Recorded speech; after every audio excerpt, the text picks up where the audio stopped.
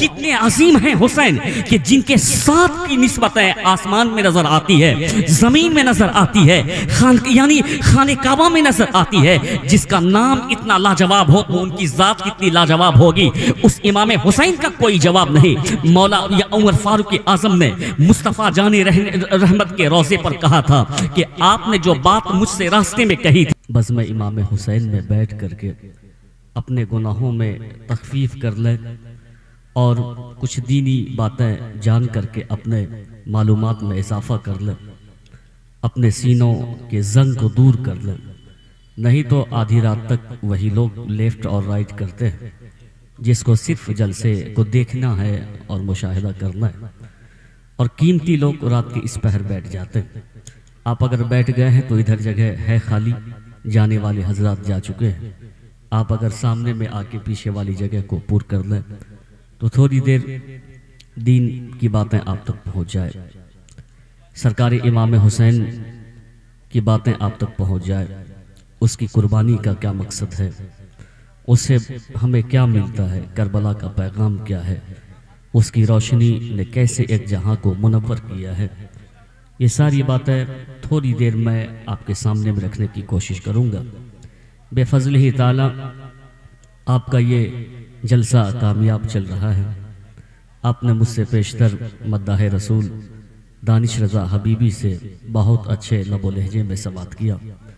انصار رضا بلبل بریلی سے بھی، روشن ضمیر صاحب سے بھی، بنگال سے آئے ہوئے خطیب سے بھی، اور آپ کے ہر دل عزیز نقیب سے بھی آپ نے سماعت کیا. اللہ تبارک و تعالی سب کی کاوشوں کو اپنی بارگاہ میں قبول فرمائے.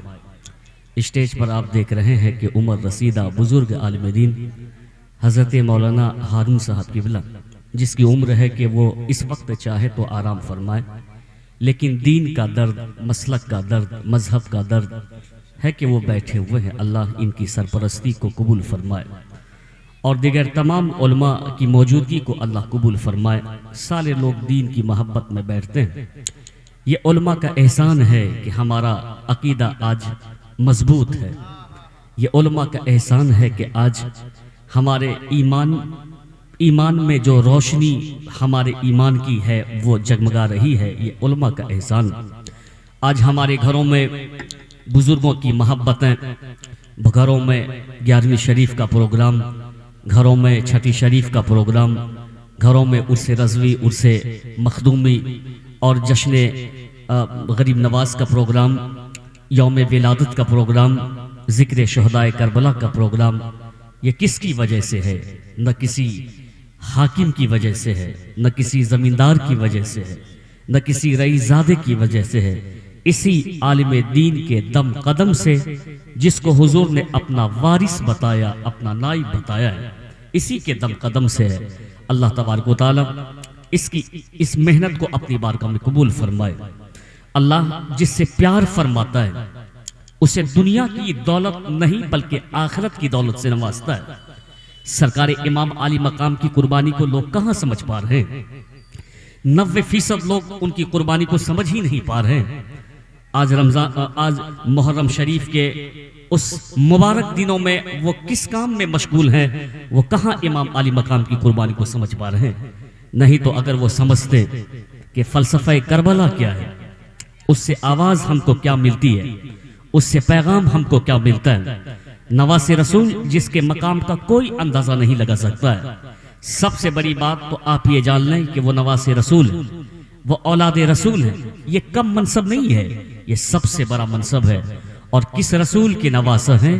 جو آدم کے بھی سردار ہیں، نوح کے بھی سردار ہیں، شیس کے بھی سردار ہیں، زکریا کے بھی سردار ہیں، یحییٰ کلیم کے بھی سردار ہیں، ابراہیم کے بھی سردار ہیں. اعلیٰ حضرت فرماتے ہیں سب سے اعلیٰ و اعلیٰ ہمارا نبی، سب سے بالا و والا ہمارا نبی، سارے اونچوں سے اونچا سمجھیے جسے، ہے ان اونچوں سے اونچا ہمارا نبی.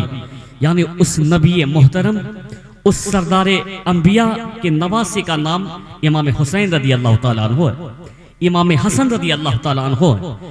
ہم نے کبھی ان کی زندگی پر غور نہیں کرنے کی کوشش کی. پہلی بات تو یہ کہ ہم تقریر سننا ہی نہیں چاہتے.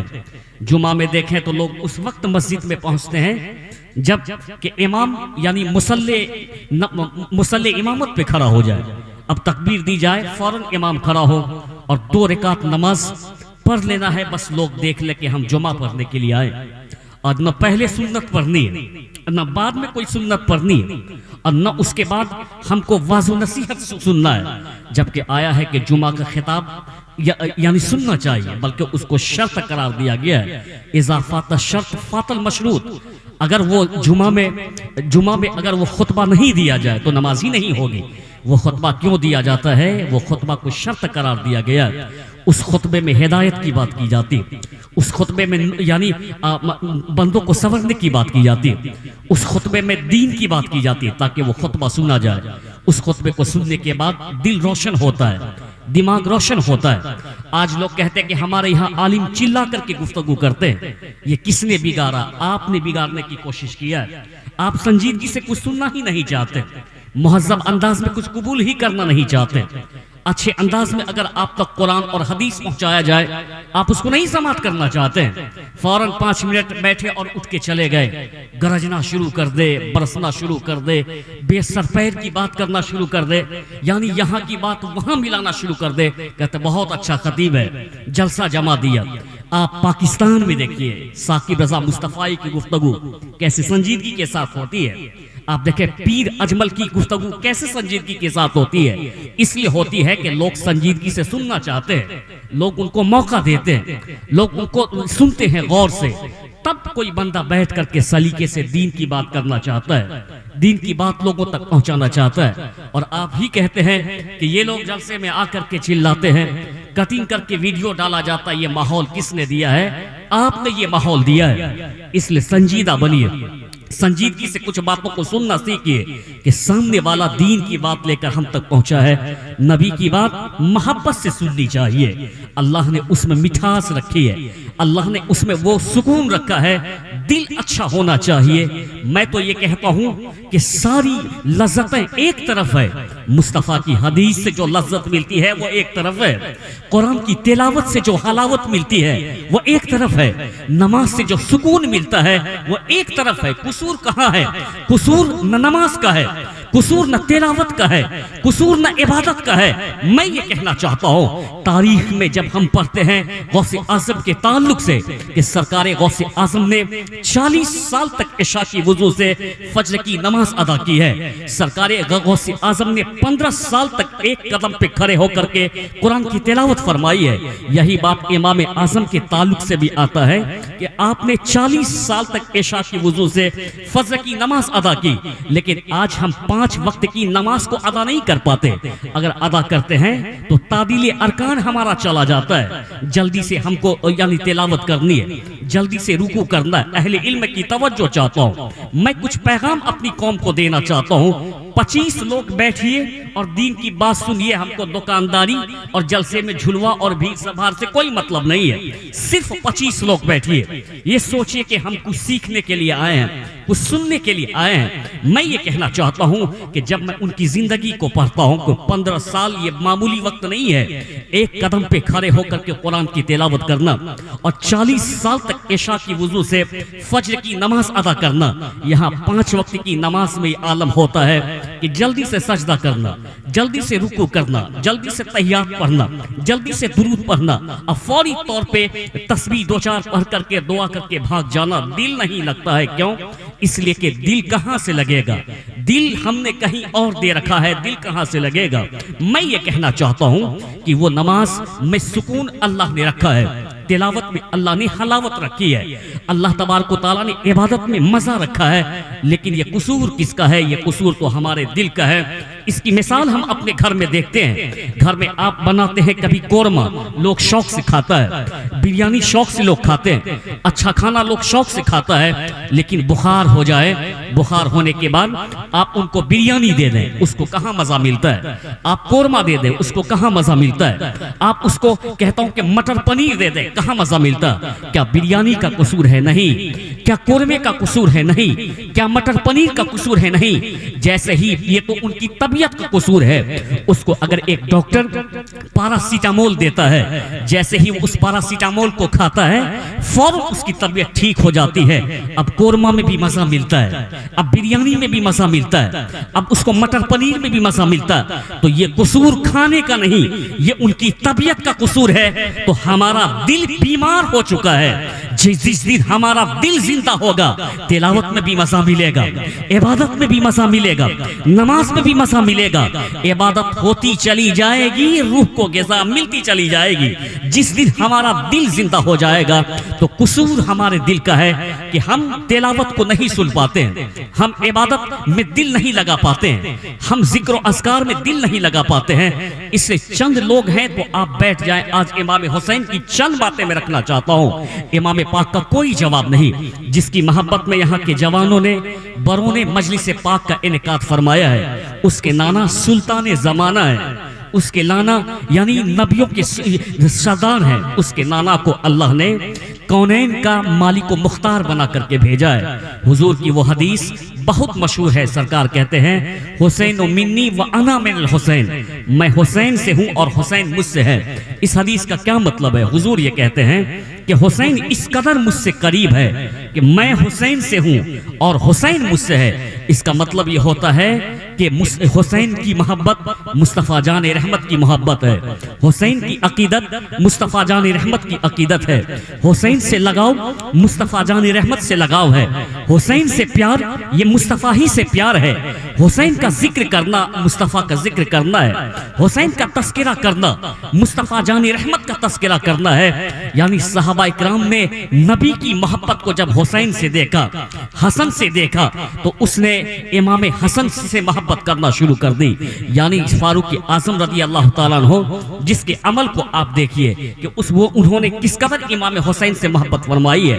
میں یہ کہنا چاہتا ہوں کہ فاروق اعظم جس کا کوئی جواب نہیں، جس کی نیکیاں آسمان کے ستارے کے مانند ہے.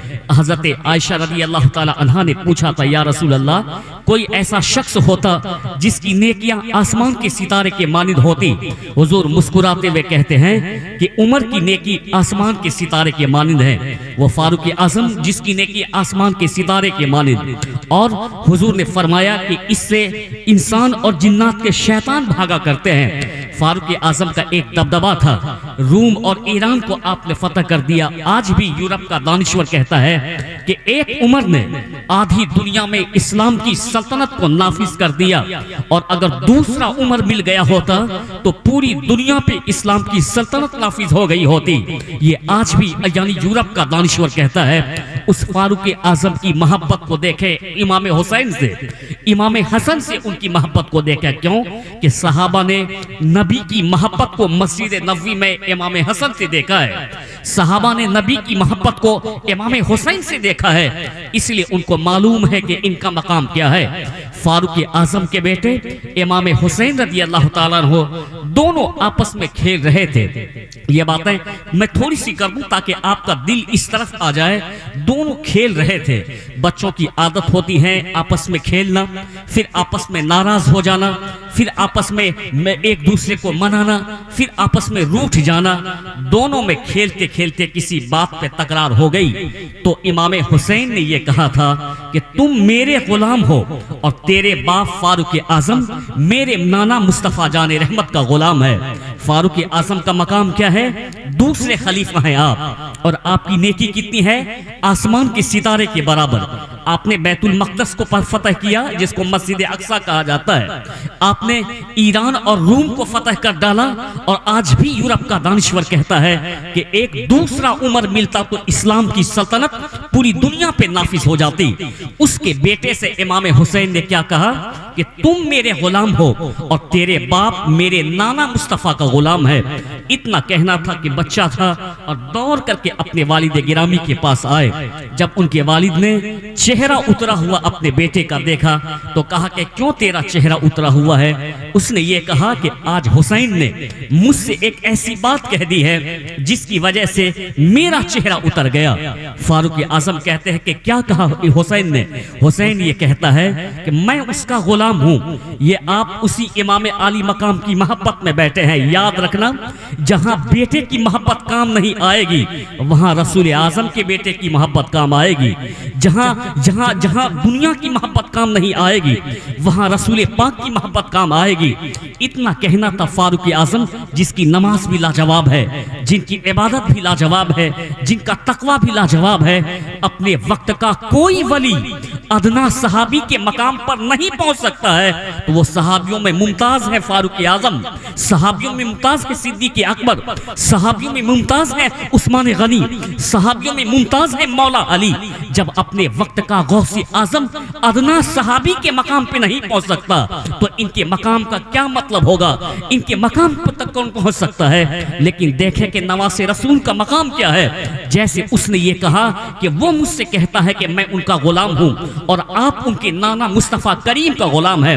فاروق اعظم کا چہرہ نہیں اترا، آپ کو غصہ نہیں آیا، بلکہ آپ کا چہرہ تو گلاب کی طرح کھل گیا۔ اس لیے میں کہنا چاہتا ہوں کہ گلاب کی طرح کھل گیا۔ آپ اپنے بیٹے سے کہتے ہیں کہ حسین کس طرف ہے؟ کہا کہ فنا درخت کے قریب وہ کھیل رہے ہیں۔ اپنے بیٹے کو لیتے ہیں اور فوراً امام حسین کے پاس پہنچ جاتے اور جانے کے بعد کہتے کہ آپ نے میرے بیٹے سے کیا کہا؟ امام حسین کہتے ہیں کہ میں نے یہ کہا ہے کہ آپ کا بیٹا میرا غلام ہے اور آپ میرے نانا مصطفیٰ جان رحمت کے غلام ہیں۔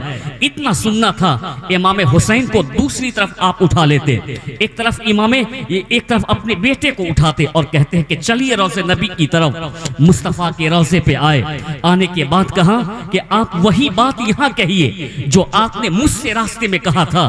یہ ہے میرے امام کا مقام، امام کے مقام کا کوئی جواب ہی نہیں ہے۔ یزید اور حسین کا کوئی تقابل ہی نہیں ہو سکتا، حضور یعنی یزید اور حسین کا کوئی تقابل نہیں ہو سکتا ہے۔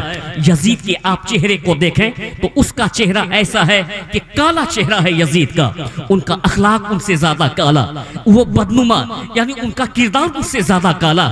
یزید اور حسین کا کوئی تقابل نہیں ہے۔ حسین لاجواب ہیں جن کا کوئی جواب نہیں۔ حسین کا نام بھی تو جنت ہی سے آیا ہے۔ جب پیدا ہوئے امام حسین تو مولا علی نے مصطفیٰ جان رحمت کو خبر کی کہ یعنی میرے گھر بیٹا پیدا ہوا ہے، آپ کا نواسا پیدا ہوا ہے۔ سرکار دو عالم وہاں تشریف لے گئے، اپنے نواسے کو اٹھایا، ان کو چوما، ان کے گلے پہ بوسہ دیا، ان کے پیشانی پہ بوسہ دیا اور کہا کہ علی تم نے اس کا کیا نام رکھا ہے؟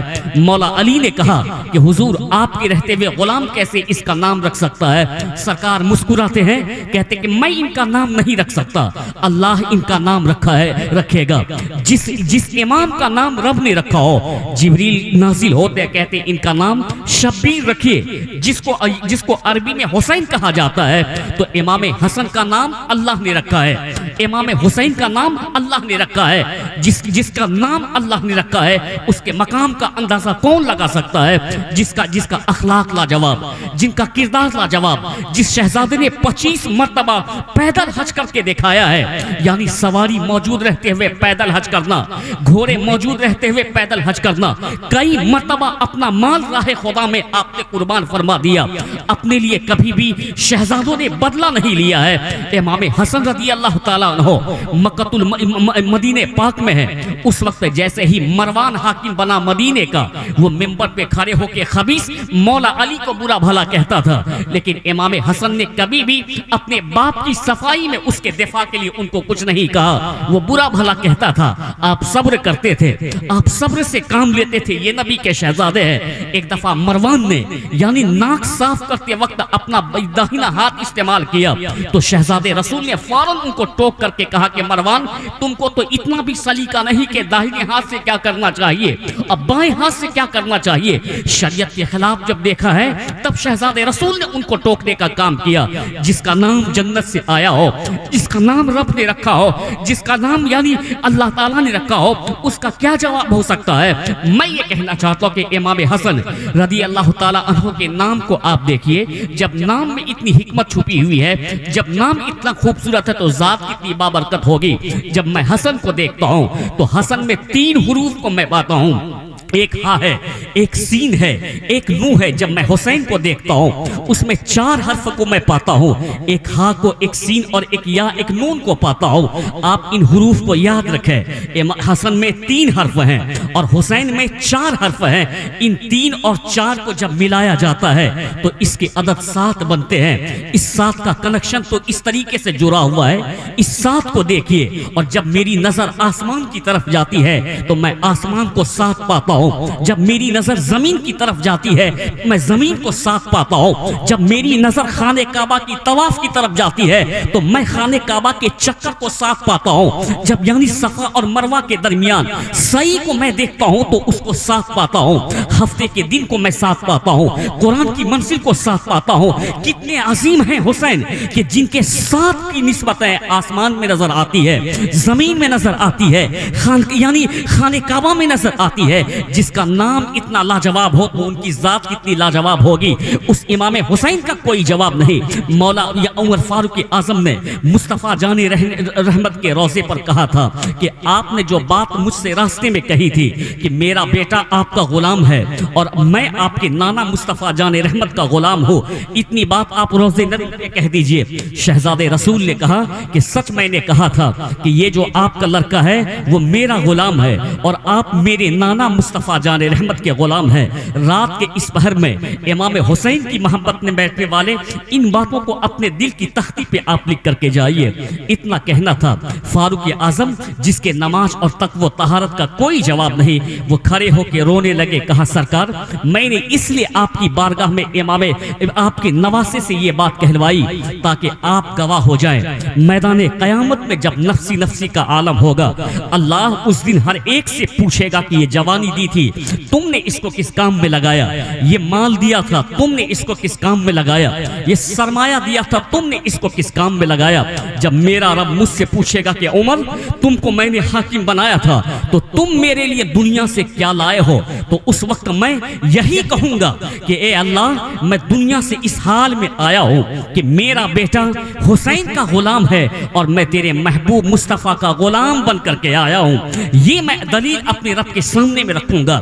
اس کو امام حسین کہا جاتا ہے، اس کی محبت کہی جاتی ہے۔ اسی محبت میں آپ بیٹھے ہوئے اللہ اس محبت کے طفیل دونوں جہان کی خوشحالی آپ کو عطا فرمائے۔ امام حسین ہیں مدینہ میں، امام پاک نے مدینہ کو چھوڑا۔ آخر کیوں چھوڑا ہے امام پاک نے؟ وہ مدینہ جہاں رحمتوں کی بارش ہوتی ہے، وہ مدینہ جہاں جانے کے لیے ہم ترستے ہیں، وہ مدینہ جہاں جانے کے لیے ہر عاشق بے قرار رہتا ہے، یہی کہتا کہ اللہ اس مدینہ میں ہم کو پہنچا دے جن کے تعلق سے اعلیٰ حضرت نے کہا حرم کی زمین اور قدم رکھ کے چلنا ارے سر کا موقع ہے او جانے والوں۔ اس مدینے کا کوئی جواب نہیں، لیکن امام نے اس مدینہ کو چھوڑ دیا، سنہری جالیوں کو چھوڑ دیا، روضے رسول کو چھوڑ دیا۔ آخر امام نے کیوں چھوڑا ہے؟ بس اسی پوائنٹ کو ہم کو سمجھنا ہے۔ امام شہزادے رسول ہیں، لوگ کہتے ہیں اور کہنے والا کہتا ہے کہ امام نے خلافت کی وجہ سے، نانا امام نے خلافت کی وجہ سے نہیں بلکہ امام سے پہلے امیر معاویہ سے پہلے امام حسن رضی اللہ تعالیٰ عنہ خلیفہ تھے، لیکن آپ نے دیکھا کہ دو لوگ آپس میں لڑ نہیں جائے، دو گروہوں میں انتشار نہ ہو جائے۔ آپ نے حضرت امیر معاویہ کو بلا کر کہا کہ میں یہ خلافت آپ کو دے دیتا ہوں، جو 2-3 شرطیں لکھ دی اور یہ خلافت دے دی۔ جب نواز رسول نے خلافت دوسروں کو ہبہ کر دی، دوسروں کو عطا کر دی، تو وہ نبی کا نواسہ خلافت کے لیے مدینہ کیوں چھوڑے گا؟ نبی کا نواسہ خلافت کے لیے روضے رسول کیوں چھوڑے گا؟ نبی کا نواسہ خلافت کے لیے سنہری جالیوں کو کیوں چھوڑے گا؟ یہاں علماء موجود ہیں، یہ اچھی طریقے سے جانتے ہیں کہ دنیا کا کوئی منصب ہمیشہ نہیں رہنے والا ہے، کیونکہ دنیا ہی ہمیشہ نہیں رہے گی تو منصب کیا ہمیشہ رہے گا؟ یعنی جب دنیا ہمیشہ نہیں رہے گی تو منصب کیا ہمیشہ رہے گا؟ صدیق اکبر خلیفۃ المسلمین بنے، امیر المومنین بنے، 2 سال تک آپ نے اسلام کو اسٹیبل فرمایا، اسلام کو مضبوط فرمایا۔ الیوم اکملت لکم دینکم واتممت علیکم نعمتی جو آیت نازل ہوئی تھی، آج میں نے تیرے لیے تیرا دین مکمل کر دیا اور اپنی نعمت میں نے تیرے اوپر تمام کر دی۔ اب دین مکمل ہو گیا ہے، طبیعت کی بات نہیں چلے گی بلکہ شریعت کی بات چلے گی۔ کوئی یہ چاہے کہ میں اس کو گھٹا دوں اس کو بڑھا دوں، نہیں چلے گا، اس لیے کہ شریعت مکمل ہو چکی ہے۔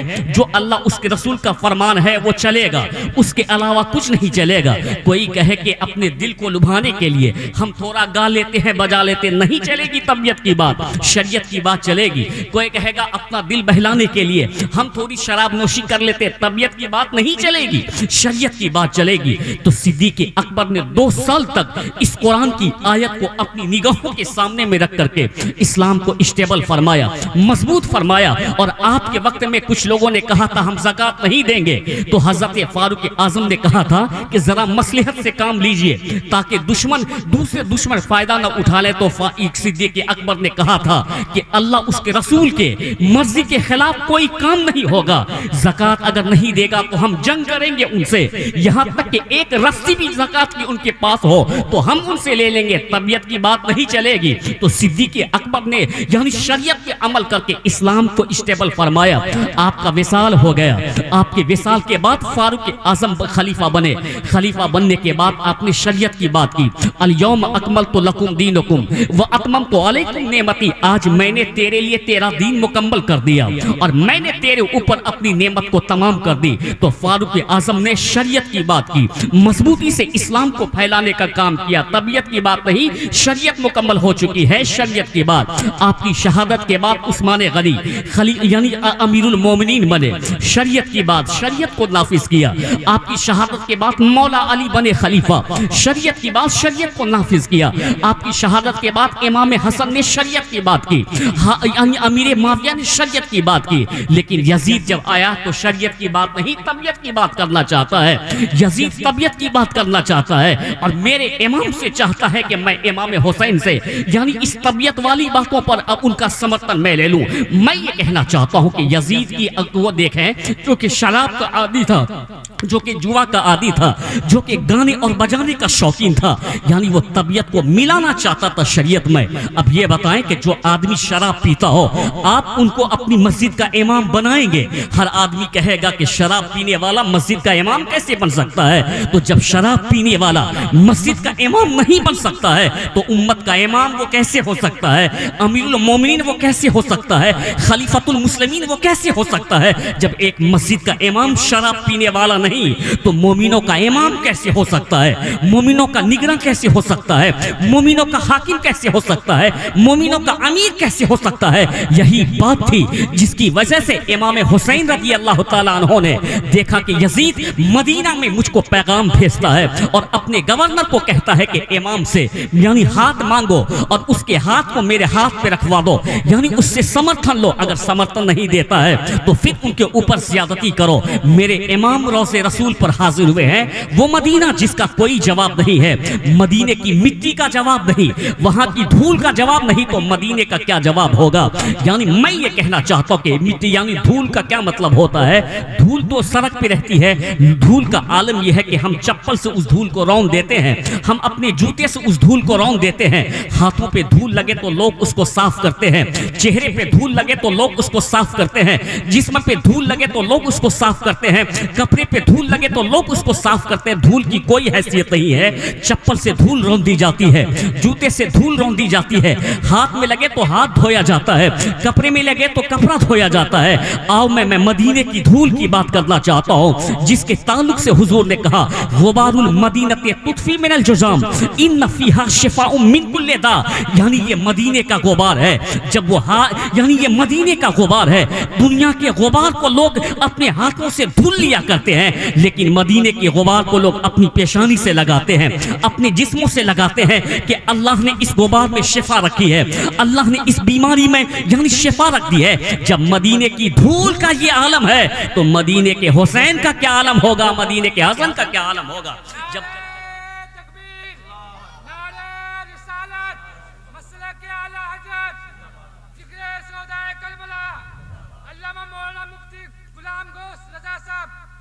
جب مدینے کی دھول کا یہ عالم ہے تو مدینے کے حسین کا کیا عالم ہوگا؟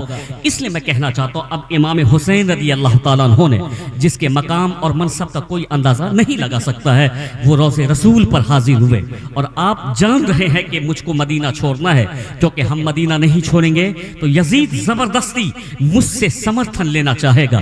آپ نے روضے نبی پہ حاضری دی اور آپ نے اس مدینہ کو چھوڑا جہاں رحمت کی بارش ہوتی ہے، بس یہ کہتے ہوئے کہ میرے نانا جس دین کو آپ نے پھیلایا اور آپ نے اس دین کو پھیلانے کے لیے مکہ المکرمہ کو چھوڑ دیا، اور سرکار نے بھی مکہ کو چھوڑتے وقت ایک حسرت بھری نگاہ خانہ کعبہ پہ ڈالی تھی اور کہا تھا کہ اے خانہ کعبہ تو مجھ کو بہت عزیز ہے، میرے لوگ اگر مجھ کو پریشان نہ کرتے اور دین کی بات نہ ہوتی تو میں تجھ کو خیر بات نہ کہتا۔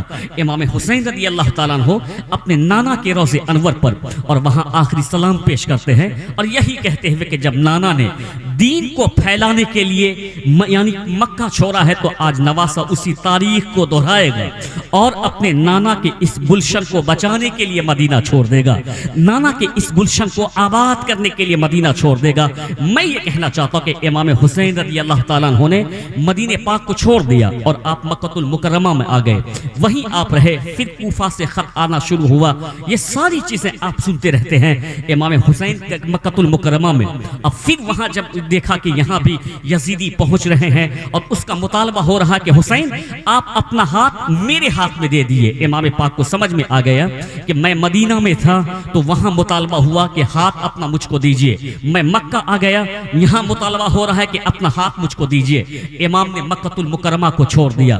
اب آپ سفر پہ نکلے ہیں، بلکہ یہ تو پہلے ہی سے معلوم تھا کہ اولاد رسول کے خون سے اسلام کو اتنا اسٹیبل کر دینا ہے کہ دنیا کی کوئی آندھی اسلام کو کمزور نہیں کر سکتی ہے، یعنی اولاد رسول کی خون سے اسلام کو اتنا اسٹیبل کر دینا ہے۔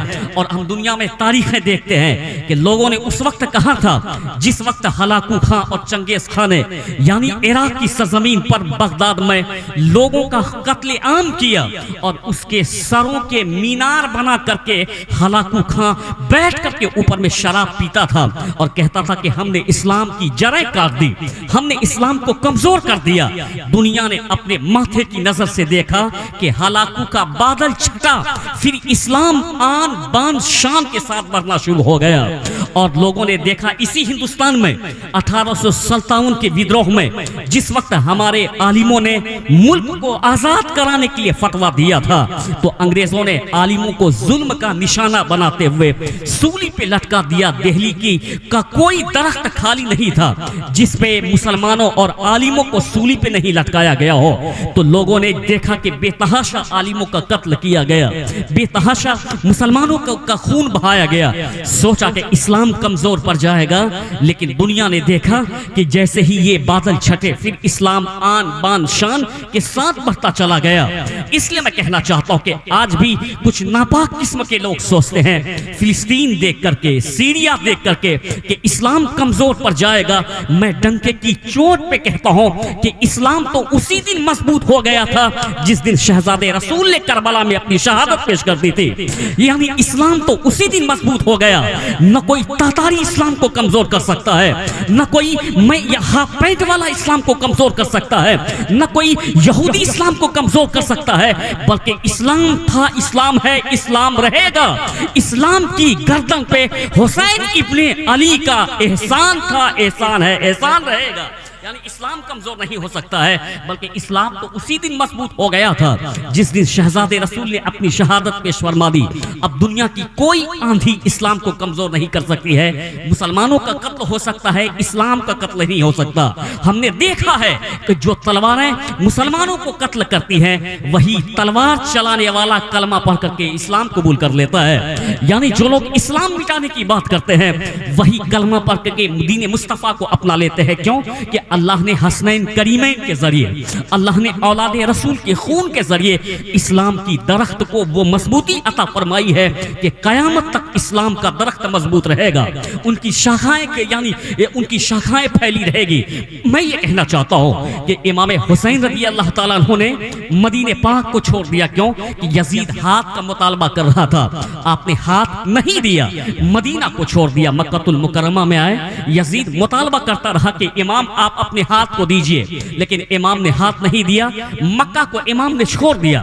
اب سفر پہ ہیں، کہیں فرزدق شاہد سے ملاقات ہو رہی ہے، ان سے حال چال جان رہے ہیں، کیوں؟ اس لئے کہ آپ نے ایسے ہی سفر نہیں کیا، بلکہ کوفہ کے لوگوں نے کہا کہ امام آپ آئیے، اس لئے کہ اس وقت ہمارے سر پہ کوئی امام نہیں ہے۔ یزید جو کہ پلید ہے، یزید جو کہ نماز کو چھوڑ دیتا ہے، جو کہ شراب کا عادی ہے، جو کہ جوا کا عادی ہے، جو بری چیزوں میں لت پت رہتا ہے، آپ اگر نہیں آئیں گے تو ہمارا دین برباد ہو جائے گا، ہمارا عقیدہ برباد ہو جائے گا، یعنی مجبوری لوگ ان کے ہاتھوں میں ہاتھ دے دیں گے۔ ظاہر سی بات ہے جب شہزاد رسول کو یہ اندیشہ ہو کہ میرے نانا کی امت کسی گمراہی میں نہ چلی جائے، میرے نانا کی امت کسی گمراہ کے نرغے میں نہ چلے جائے، جیسے کہ ایک عالم دین مولانا ہارون صاحب کو یہ پتا چلے کہ فنا محلے میں ایک وہابی مولوی آ کر کے ہمارے بھولے بھالے سنیوں کو بہکانے کا کام کرتا ہے، اور ان کو پھر وہاں سے لوگ خبر دیں کہ مولانا ہارون صاحب آئیے یہاں سنی آ کر کے ورگلاتا ہے، غلط بات ہم کو بتاتا ہے،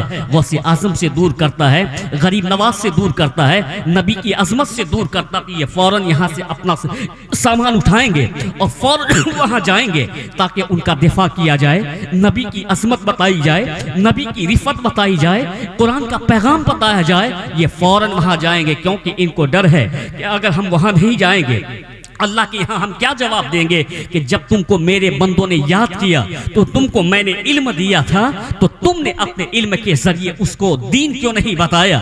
تم نے اپنے علم کے ذریعے گمراہوں سے ان کو کیوں نہیں بچایا؟ تم نے اپنے علم کے ذریعے اس یعنی خبیث کا جواب اور اس کا دفاع کیوں نہیں کیا؟ تو جب ایک عالم جو کہ حسین کے غلاموں کے غلام ہیں ان کو اتنی فکر ہے، وہ تو حسین اعظم ہے، جب کوفہ سے لوگوں نے کہا کہ سرکار آپ نہیں آئیں گے تو ہمارا ایمان برباد ہو جائے گا، ہمارے اوپر کوئی امام نہیں ہے، تو اب شہزاد رسول کے لیے مجبوری ہو گئی، وہ کوفہ کی طرف سفر کر رہے ہیں، وہ میدان کربلا کی طرف جا رہے ہیں، راستے میں چلے ہیں، لوگوں سے ملاقات ہوتی ہے، کہنے والا کہتا کہ امام آپ جس طرف جا رہے ہیں یہ سفر اچھا نہیں لگ رہا، لیکن میرے امام کہتے ہیں کہ اللہ بہتر جانتا ہے کہ کیا معاملہ ہوگا، لیکن شہزاد رسول اپنے نانا کی امت کے بلانے پہ جا رہا ہے، ان کی مدد کے لیے جا رہا ہے، ان کی رہنمائی کے لیے جا رہا ہے۔ امام چلے ہیں مدینہ سے، یزید کے ہاتھوں میں ہاتھ نہیں دیا، یزید نے کوشش کی کہ امام سے مدینہ میں ہاتھ لے لیا جائے، اس سے ان کا سمرتن حاصل کر لیا جائے، امام نے مدینہ کو چھوڑا، ہاتھ نہیں دیا، امام پہنچے ہیں مکہ میں، یزید نے وہاں کوشش کی، امام نے ہاتھ نہیں دیا، سفر امام کا بڑھتا چلا گیا، کبھی نینوا میں امام پہنچے، کوہ ذی حشم میں امام پہنچے، اب امام یعنی کربلا کی اس ریگستان میں پہنچ گئے ہیں، امام پہنچے ہیں تو دیکھا کہ آپ پہنچے کوہ ذی حشم میں، دیکھا کہ سامنے سے ایک لشکر آ رہا ہے، اس کا سپہ سالار بھی سامنے میں موجود ہے، وہ کوئی اور نہیں حر تھا، 1000 لشکر لے کر کے آیا تھا، امام اسی یعنی کوہ ذی حشم میں ہے، امام کے سامنے میں آیا، امام کو سلام کیا، سلام کرنے کے بعد کہا کہ آپ کہاں جا رہے ہیں؟ کہا کہ ہم کوفہ کی طرف جا رہے ہیں، یہاں کے لوگوں نے ہم کو بلایا ہے، اس لیے کہ وہ حر جو تھا اس وقت حکومت کا ملازم تھا، اس نے 1000 لشکر کے ذریعے امام کو چاروں طرف سے مقام کوہ ذی حشم میں ایک طرف سے آپ کو گھیر لینے کا کام کیا، لیکن وہ دل کا اچھا تھا، شہزاد رسول کے مرتبے کو جانتا تھا، اس کی عظمت کو جانتا تھا، ان کے مرتبے سے خوب آشنا تھا، جیسے ہی ظہر کا وقت ہوا، امام نے کہا کہ تم 1000 لوگوں کے ساتھ آئے ہو، اب یہ ظہر کا وقت ہے، تم میرے پیچھے نماز پڑھو گے یا خود یعنی اپنی جماعت الگ کرو گے؟ تو حر کو بھی معلوم تھا کہ یہ امام ہے، امام ان کی موجودگی میں الگ کون سی جماعت ہو سکتی ہے، یا انہوں نے امام کے پیچھے نماز پڑھی، عصر کی نماز بھی امام کے پیچھے میں پڑھی، اور ان کے پیچھے پیچھے امام کے ساتھ چلنے لگے، کہا کہ مجھ کو آپ کو چھوڑنے کی اجازت نہیں ہے، میں آپ کے ساتھ ساتھ چلوں۔ یہ سارا واقعہ آپ نے سنا، امام کربلا کی سرزمین پہ پہنچ گئے، اب یزید کا لشکر آتا چلا گیا، لشکروں کی تعداد بڑھتی چلی گئی، یہاں تک کہ لشکر 22,000 کی شکل میں ہے۔ اب امام سے عمر بن سعد کہتا ہے کہ امام آپ یہاں کیوں آئے کربلا؟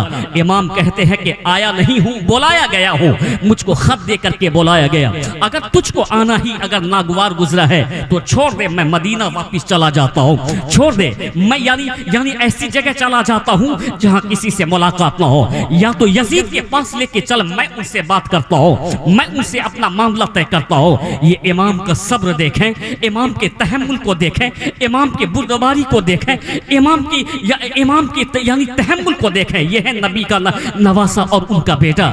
یعنی کتنی سلجھی ہوئی بات کر رہا ہے کہ میں آیا نہیں بلکہ بلایا گیا ہوں.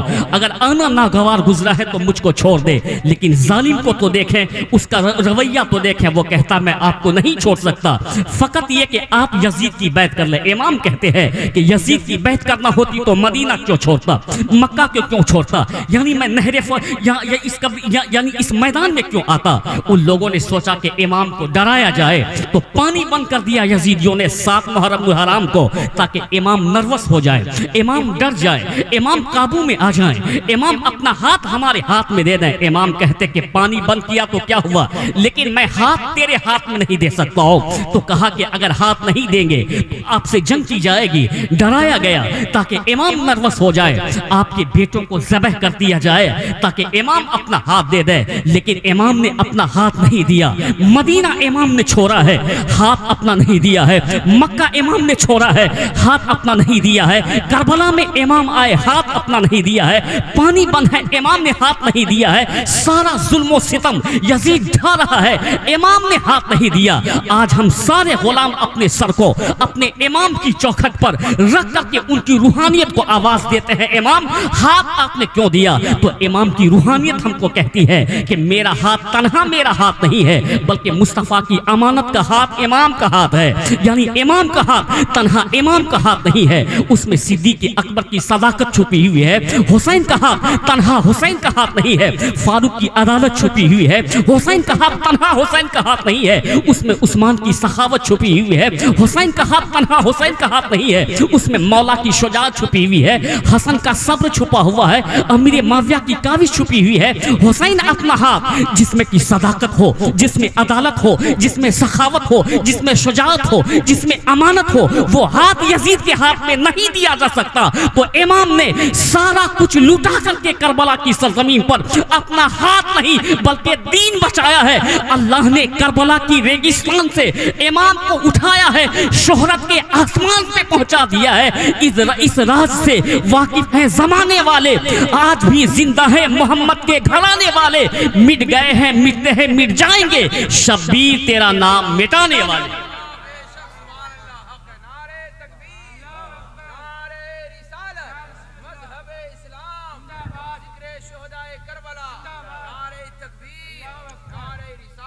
یعنی اس راز سے واقف ہیں زمانے والے، زندہ ہیں محمد کے گھرانے والے. مٹ گئے، مٹتے ہیں، مٹ جائیں گے، شبیر تیرا نام مٹانے والے. تو اللہ نے اس کربلا کے ریگستان سے امام کو اٹھایا ہے، شہرت کے آسمان پہ امام کو پہنچا دیا ہے. آج یزید مر گیا، یزیدیت مٹ گئی ہے، لیکن امام زندہ ہے، امام کا نام زندہ، امام کی محفل زندہ، امام کا ذکر زندہ. آج امام زندہ ہے، ہماری فکروں میں زندہ، ہماری مجلس میں زندہ، ہماری درسگاہ میں زندہ، ہماری خانقاہوں میں زندہ، ہماری محفلوں میں زندہ. حسین زندہ ہیں دستور زندگی کی طرح، شہید مرتے نہیں عام آدمی کی طرح. یزید ڈوب گیا شام کے اندھیروں میں، حسین پھیلے ہیں دنیا میں روشنی کی طرح. تو آج امام زندہ ہے، آج امام کا نام زندہ ہے، آج امام کا مشن زندہ ہے. امام کا کیا مشن تھا؟ تاکہ نانا کی شریعت پہ عمل کیا جائے، یہ امام کا مشن تھا. شریعت کی بات کی جائے، طبیعت کی بات نہ کی جائے، یہ امام کا مشن تھا. اسی کو امام بنایا جائے جو شریعت کا پابند ہو. تو امام اپنے مقصد میں کامیاب ہو گئے ہیں. یعنی صبر کے ذریعے، شکر کے ذریعے، ایثار کے ذریعے، قربانی کے ذریعے. یزید ناکام ہو گیا تلوار رہنے کے بعد، یزید ناکام ہو گیا حکومت رہنے کے بعد، یزید ناکام ہو گیا لشکر رہنے کے بعد. تو لشکر کے ذریعے جیت نہیں ملتی ہے، بلکہ صبر کے ذریعے عزت ملتی ہے، جیت ملتی ہے. اللہ نے امام کو جیت عطا فرما دی. امام کامیاب ہیں، اس کا مشن زندہ ہے. بات دور نہ چلی جائے، بس میں مختصر سی باتیں پوری کر دینا چاہتا ہوں. تقریریں آپ پہلی کروا لیا کریں تاکہ لوگ خطاب سنتے ہیں. جب رات زیادہ ہو جاتی ہے تو لوگوں کو نیند آتی ہے. تقریریں جب بھی کروائیں تو پہلے کروایا کریں. میں یہ کہنا چاہتا ہوں کہ امام کربلا کی سرزمین پر پہنچے ہیں، سارا کچھ دے کر کے امام نے اپنا ہاتھ بچایا ہے. آخر امام نے ہاتھ کیوں بچایا؟ ایک پوائنٹ تو میں نے بیان کر دیا، کیونکہ اس ہاتھ میں صداقت ہے، اس ہاتھ میں عدالت عدالت ہے، اس ہاتھ میں شخاوت ہے، اس ہاتھ میں شجاعت ہے، اس ہاتھ میں مصطفیٰ کی امانت ہے، اس لیے امام کو معلوم ہے کہ اس ہاتھ کو بچایا جائے۔ ایک دوسری بات یہ کہنا چاہتا ہوں، میں یہ کہنا چاہتا ہوں کہ اسلام کے ہاتھ کا نام امام حسین ہے، اس لیے کہ میرے باڈی میں آپ دو ہاتھ دیکھتے ہیں، ایک داہنا ہاتھ دیکھتے ہیں، ایک بایاں ہاتھ آپ میرے باڈی میں دیکھتے ہیں، تو یہ دو ہاتھ ہمارے باڈی میں ہے، یہ بہت سارے کام آتا ہے۔ اور جب ہم یہاں سے جلسہ سے نکلے اور نکلنے کے بعد راستے میں کوئی میرا دشمن میرے سر پر ڈنٹے سے وار کرتا ہے تو فوراً میرا ہاتھ آگے آ کر کے اس وار کو روکتا ہے۔ ہاتھ اس بات کی فکر نہیں کرتا ہے کہ میں ٹوٹ جاؤں یا رہ جاؤں، ہاتھ اس ڈنٹے کے وار کو روکتا ہے۔ اور اگر کوئی تلوار سے وار کرے تو ہاتھ فوراً آ کر کے اس کا دفاع کرتا ہے۔ ہاتھ اس بات کی فکر نہیں کرتا کہ میں کٹ جاؤں۔ ہاتھ کو اگر فکر ہے تو سر کی فکر ہے، ہاتھ کو اگر فکر ہے تو جسم کی فکر ہے، ہاتھ کو اگر فکر ہے تو یعنی جسم کی فکر ہے۔ ہاتھ کو اپنی فکر نہیں ہے، تلوار کے وار کو ہاتھ روکتا ہے، برچی کے وار کو ہاتھ روکتا ہے، نیزے کے وار کو ہاتھ روکتا ہے، ہر قسم کے وار کو ہاتھ رکھتا ہے، چونکہ ہاتھ اپنی فکر نہیں کرتا بلکہ ہاتھ تو جسم کی فکر ہے۔ ٹھیک اسی طریقے سے جب شریعت مصطفیٰ پر یعنی یزید نے چاہا کہ ہم حملہ کریں، شراب کے ذریعے حملہ کریں، زنا کے ذریعے حملہ کریں، طبیعت کے ذریعے حملہ کریں، تو حسین نے اپنی فکر نہیں کی، نانا کے شریعت کی فکر کی۔ حسین نے اپنے گھر کی فکر نہیں کی بلکہ دین کی فکر کی۔ حسین نے علی اصغر کی فکر نہیں کی، قرآن کی عظمت کی فکر کی۔ حسین نے قاسم اور علی اکبر کی فکر نہیں کی، کعبے کی تقدس کی فکر کی۔ جیسے ہاتھ خود کو مٹا کے جسم بچاتا ہے، ویسے حسین نے خود کو مٹا کے اسلام بچایا ہے، قرآن کی عظمت کو بچانے کا کام کیا ہے۔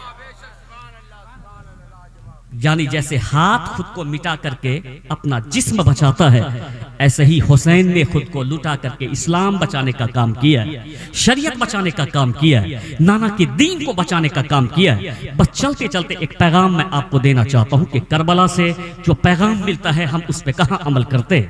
امام حسین نے آخر شہادت کیوں پیش کی؟ تاکہ یزید کو میں سمرتھن نہ دوں، اور یہ بات سارے لوگ دیکھ لیں کہ امام نے ساری مصیبتیں سہ لی لیکن یزید کو سمرتھن نہ دیا، تاکہ بعد والے لوگ یزید کو سمجھیں اور اس کی یزیدیت کو سمجھیں کہ امام نے کیوں نہیں سمرتھن دیا۔ کیونکہ یزیدی گانے بجانے کا شوقین تھا، یزیدی شراب نوشی کا شوقین تھا، یزیدی گناہوں کا شوقین تھا، یزیدی نماز چھوڑنے کا شوقین تھا۔ اب میں نوجوانوں سے پوچھنا چاہتا ہوں کہ 10ویں محرم الحرام کو تم لوگ یعنی بہت سارے لوگ جو شراب پی کر کے اپنے آپ کو بہت بڑا حسینی کہتے ہیں، وہ امام پاک کی اس شہادت کو کب سمجھے ہیں؟ نہ آج تک سمجھے ہیں۔ اللہ اس کو سمجھنے کی توفیق دے۔ اسی شراب کو بند کرنے کے لیے تیرے امام نے شہادت پیش فرمائی ہے، اسی تماشے اور ناچ گانے کو بند کرنے کے لیے تیرے امام نے اپنی قربانی پیش کی ہے، اسی خرافات کو دین سے دور کرنے کے لیے تیرے امام نے قربانی پیش کی ہے۔ تو جس محلہ میں تماشا ہوتا ہے، جس محلہ میں ڈھول بجایا جاتا ہے، جس محلہ میں شراب نوشی کی جاتی ہے، وہاں حسینیت کو فروغ نہیں دیا جاتا ہے بلکہ یزیدیت کو یعنی پروموٹ کیا جاتا ہے۔ تو تم حسینی ہو اور آج سے قسم کھا لو کہ میرے آقا نے 1400 سال پہلے کربلا کی ریگستان میں جیسے یزید کو کچل ڈالا تھا، آج اس کا غلام یعنی 10 محرم الحرام کو یزید کی ان تمام طریقے کو اپنے پاؤں کے نیچے رون ڈالے گا اور ان کے تمام طریقے کو رون ڈالے گا اور حسین کی سنت کو زندہ کرے گا۔ یعنی تلاوت کرنا حسین کی سنت ہے، عبادت کرنا حسین کی سنت ہے، غریبوں کی مدد کرنا حسین کی سنت ہے، دین سے قریب ہونا حسین کی سنت ہے۔ تو آج سے قسم کھا کہ 10 محرم کو میرے آقا نے یزید کے نرغے میں آخری کیل ٹھوک دی تھی، تو آج اس کا غلام یزیدیت کو مٹائے گا، حسینیت کو زندہ کرے گا، اس کی سنت کو زندہ کرنے کا کام کرے گا۔ یہ کام ہم کو کرنا چاہیے کہ جب میرے آقا حسین نے 10 محرم الحرام کو یزید کی کمر توڑ دی تھی، تو آج اس کا غلام یزیدیت کی کمر توڑ کر کے رکھ دے گا اور حسینیت کو عام کرے گا۔ 2 پیغام کربلا سے ملتا ہے، کبھی آپ نے اس پہ غور کیا؟ وہ کیا ہے کہ مرد کو زبردست سجدے کا پیغام مرد کو ملتا ہے، اور میری ماں اور بہن کو پردے کا پیغام کربلا سے ملتا ہے۔ کبھی اس پہ آپ نے غور کیا؟ نہیں کیا۔ اب 10ویں محرم شریف کو ظہر کا وقت ہے، میں کہتا ہوں کہ لوگ نماز چھوڑ کر کے اکھاڑے میں اور میری ماں اور بہن بے پردہ اس امام بارے میں، میرے والد گرامی کہتے تھے کہ وہ امام بارہ نہیں بلکہ وہ ایمان بگارا ہے، لوگوں کا ایمان بگاڑتا ہے۔ لوگ جب وہاں جاتے ہیں وہاں عورتیں کھڑی رہتی ہے، یعنی یہ سارے خرافات یہاں جنم لیتے ہیں۔ ان تمام خرافات کو ہمیں مٹانا ہے، حسین کی سنت کو زندہ کرنا ہے، ان کے مشن کو زندہ کرنا ہے، ان کے علم کو ہمیں لہرانا ہے۔ تو زبردست پیغام کربلا سے سجدے کا ملتا ہے۔ تیرے امام نے سجدے کی حالت میں جان آفری کے حوالے کی تھی، تو آج تم اس سجدے کی لاج رکھ لو، آج تم اس سجدے کی لاج رکھ لو۔ ظہر کی نماز ادا کرو، اپنے امام کی اس قربانی کو یاد کر لو۔ عصر کی نماز ادا کرو، اپنے امام کی قربانی کو یاد کرو۔ مغرب کی نماز ادا کرو، اپنے امام کی قربانی کو یاد کرو۔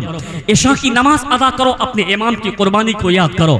فجر کی نماز ادا کرو، اپنے قربانی کی یاد کرو۔ میں اپنی ماں اور بہن سے کہنا چاہتا ہوں کہ تم کنیز عائشہ ہو، تم کنیز فاطمہ ہو۔ دنیا کی عورتیں برہنہ چلے اس سے مطلب نہیں ہے، جن کے مقدر میں جہنم لکھ دیا گیا ہے وہ جہنم میں جل جائے ان سے کیا مطلب ہے۔ میں یہ کہنا چاہتا ہوں کہ دنیا نے عورتوں کو ننگا کرنے کا کام کیا ہے، تیرے دین نے تجھ کو پردہ دے کر کے عزت دینے کا کام کیا ہے۔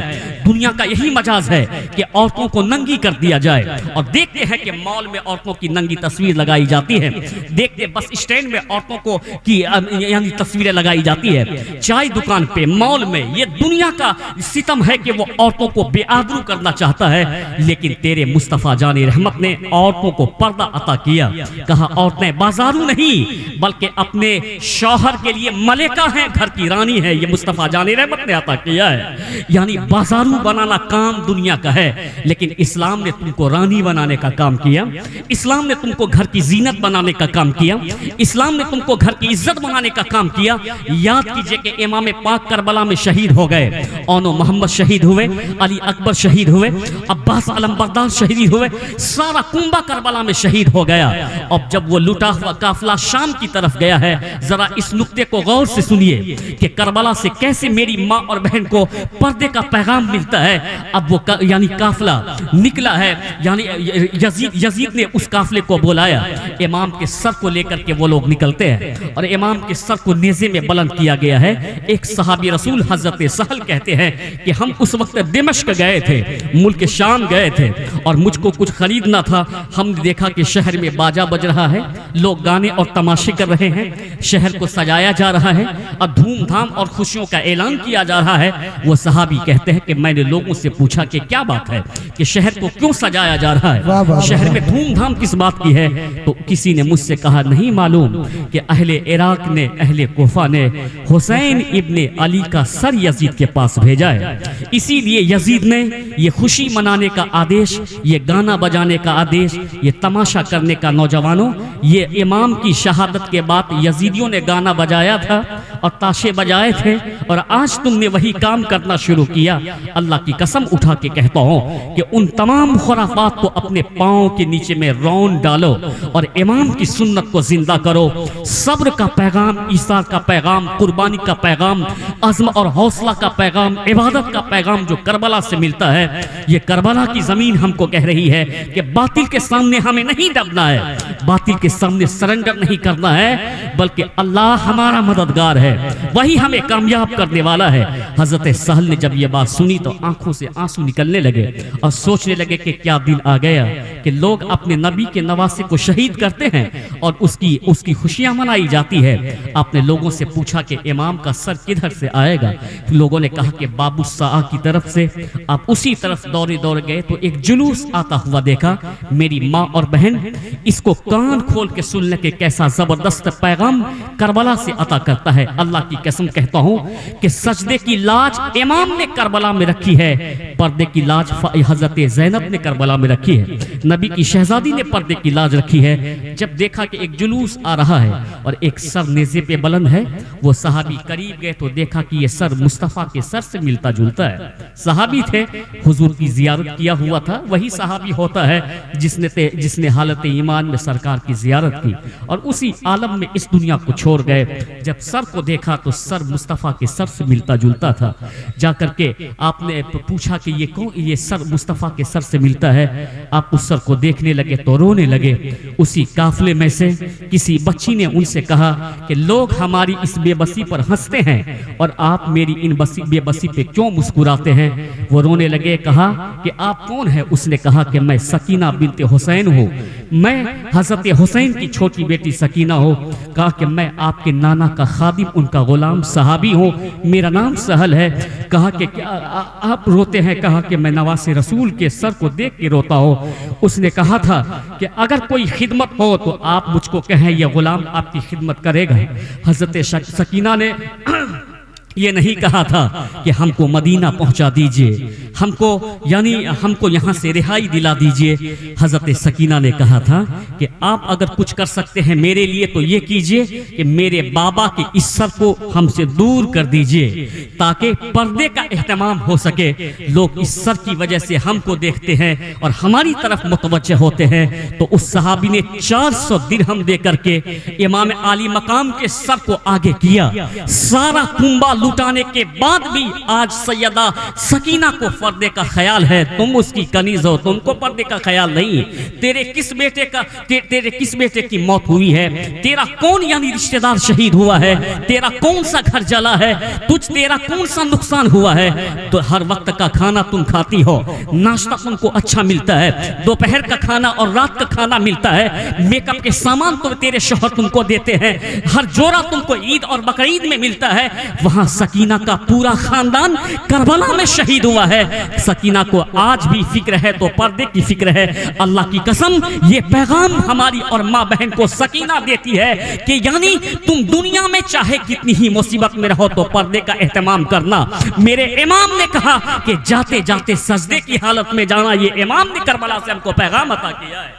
یہی کربلا کا پیغام ہے کہ مرد کو سجدے کا پیغام ملتا ہے، عورتوں کو پردے کا پیغام ملتا ہے. چلتے چلتے ایک آخری بات میں آپ سے کہنا چاہتا ہوں، اس لیے جو لوگ امام حسین سے سچی محبت کرتے ہیں وہ ان کے نقش قدم پہ چلیں. میری تقریر اب ختم ہوگی. یہاں بیٹھے ہوئے ہیں آپ اپنے مہمان شاعروں سے اچھے کلام سماعت کریں گے، پھر ان کے بعد صلاۃ و سلام ہوگا. میں یہ کہنا چاہتا ہوں کہ امام حسین رضی اللہ تعالیٰ عنہ کسی خلافت کے لیے نہیں گئے تھے. یہ بات جو چھوٹ گئی اس کو میں پوری کر دوں. دنیا میں جتنا بھی منصب ملتا ہے وہ منصب ہمیشہ نہیں رہتا. کیوں کہ دنیا ہی ہمیشہ نہیں رہے گی تو منصب ہمیشہ کیا رہے گا؟ اس لیے کہ آپ نے دیکھا کہ صدیق اکبر 2 سال خلیفہ رہے. اگر خلافت مل بھی جاتی میرے حسین کو تو جتنی زندگی تھی اللہ نے دی تھی تو اتنے وقت تک خلیفہ رہتے. تو صدیق اکبر کی خلافت 2 سال رہی اور پھر آپ اس دنیا سے پردہ کر گئے. فاروق اعظم کی خلافت 10 سال تک، پھر آپ شہید ہو گئے. پھر عثمان غنی کی خلافت 12 سال تک، پھر آپ شہید ہو گئے. پھر مولا علی کی خلافت، پھر امام حسن نے خلافت سے دستبرداری کا اعلان کر دیا، خلافت نہ پکڑا. تو دنیا کا کون منصب جو ہمیشہ رہنے والا ہے؟ بلکہ دنیا ہمیشہ نہیں رہے گی. ان کے نانا نے بچپن کے زمانے میں کہا ہے کہ الحسن والحسین سیدہ شباب اہل الجنہ. حسن اور حسین جنتی جوانوں کے سردار ہیں. تو جنت کبھی ختم نہیں ہونے والی ہے. جب جنت ختم نہیں ہوگی تو سرداری بھی کبھی ختم نہیں ہوگی. جس کے نانا نے نہ ختم ہونے والی سرداری اپنے نواسے کو عطا کی ہے، اس کا نواسا خلافت کے لیے نہیں شریعت کے لیے مدینہ چھوڑ رہا ہے، قرآن کی عصمت کے لیے مدینہ چھوڑ رہا ہے. جب دنیا کا کوئی منصب باقی نہیں رہنے والا ہے، کیونکہ دنیا ہی باقی نہیں رہے گی. جس کے نانا نے ان کو نہ ختم ہونے والی سرداری عطا کی ہے تو ان کے نواسے مدینہ کیوں چھوڑیں گے؟ بلکہ اس نے شریعت مصطفیٰ کی یہ پاسداری کے لیے، اس کی حفاظت کے لیے انہوں نے چھوڑا ہے. اللہ تبارک تعالیٰ ان باتوں پہ ہمیں عمل کی توفیق عطا فرمائے. امام علی مقام کی شہادت سے ہمیں نور حاصل کرنے کی توفیق عطا فرمائے. ان کی شہادت سے جو ہمیں ملتا ہے ہمیں اس پر عمل کی توفیق رب تبارک تعالیٰ عطا فرمائے. یہی چند پیغام میں آپ کے درمیان لے کر کے آیا تھا. اللہ اس پہ عمل کی ہمیں خوب توفیق عطا فرمائے. انشاءاللہ حیات باقی تو ملاقات باقی. وما علینا الا البلاغ المبین. السلام علیکم رحمۃ اللہ تعالیٰ وبرکاتہ.